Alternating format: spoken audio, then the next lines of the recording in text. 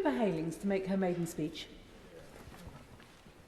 Thank you, Madam Deputy Speaker, and congratulations on your role.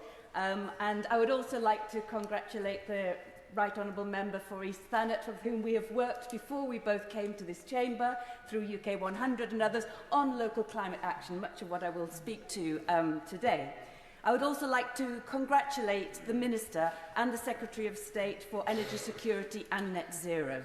It means a great deal to me to make my maiden speech during a debate in which the new government is setting out green energy policies and plans to get us back on track with our climate pledges here at home so that we can once again contribute on the international stage towards collective global action. Yeah. Closer to home, government research shows that local climate action would achieve net zero for half the cost of the national approach and deliver 3 times the financial returns. But we need a clear framework between the national and the local and how councils fit into the national plan for net zero, including community energy initiatives. But first, Madam Speaker, let me say how proud and humbled I am by the faith the residents of beautiful South Cambridgeshire have put in me. They wanted change, and this was a truly historic result. The Liberal Democrats won all 3 Cambridgeshire seats, turning them from blue to yellow for the first time, forming a golden ring around the constituency of the Right Honourable Member for Cambridge, who now sits on the government benches, and whom I'd like to congratulate on his appointment as Minister for Farming. Yes, a gold ring, or rather, a golden donut with red jam in the middle. And it is thanks to family, friends and activists, many up here with me, that this happened. Madam Deputy Speaker, I'm a lass from Hull, whose dad was a GP and mum a nurse. And from an early age, I accompanied my dad on his home visits to patients, and it was those roots in the NHS that fostered a deep sense of community service, as well as an insight into the inequality, child poverty and poor health outcome links. And that's why I'm proud that the Liberal Democrats put the NHS and social care at the forefront of our campaign. After years of Conservative chaos and neglect left the NHS on its knees. Yeah. I will continue to campaign to get fairer funding for our GPs in Cambridgeshire, because the unfair funding formula in Cambridgeshire is leaving GPs struggling to keep their heads above water. Inequality was a cruel determinant in the COVID pandemic and led to many avoidable deaths. South Cambridgeshire helped avoid more, Madam Deputy Speaker. It was here that the quick deciphering of the COVID virus's genetic code allowed for the vaccines to be developed straight away, partly explaining why they were available in record time. And the researchers then continued detecting the variants as they emerged. Truly life-saving. And that's part of the reason why semi-rural South Cambridgeshire is fast changing. Now home to world-leading innovation with Europe's largest biomedical centre, the welcome Genome Campus and others, as well as over 8,000 startups and businesses, most of which are SMEs. Our world-leading tech and life science sectors are one of the biggest contributors to our country's economy, and I invite the government to recognise this.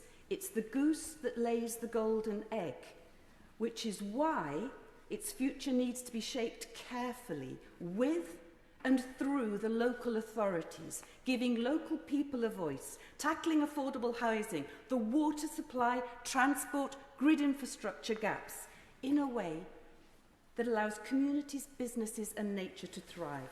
And this is where I'd like to pay my respects to my predecessors, Anthony Brown, who worked hard to raise these issues. He supported the calls on government to tackle the water crisis, and I look forward to continuing his work supporting the campaigns for the new cancer and children's hospitals too.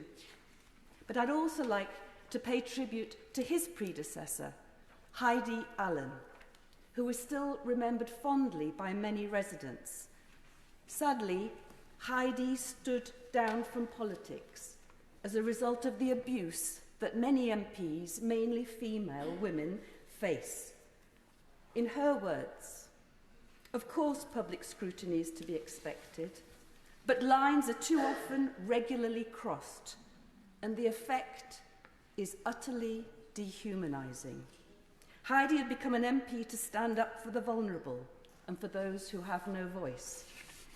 Now more than ever, I want to continue their work, helping ensure there's a positive and inclusive vision for all in South Cambridgeshire, where no one is left behind. It's distressing that 15% of children in my constituency are living in poverty, with increasing numbers dependent on food banks and free school meals, isolated in villages with no public transport.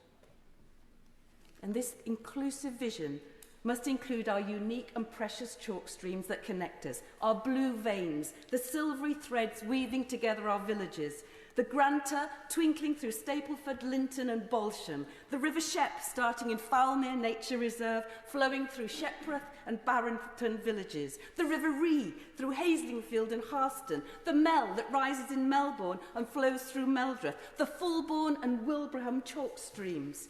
Residents are rightly outraged at the dumping of raw sewage in these streams and rivers, and I urge the government to get tougher with the water companies, and I will champion, together with them, to breathe new life into the Chalk Streams Protections Bill, please.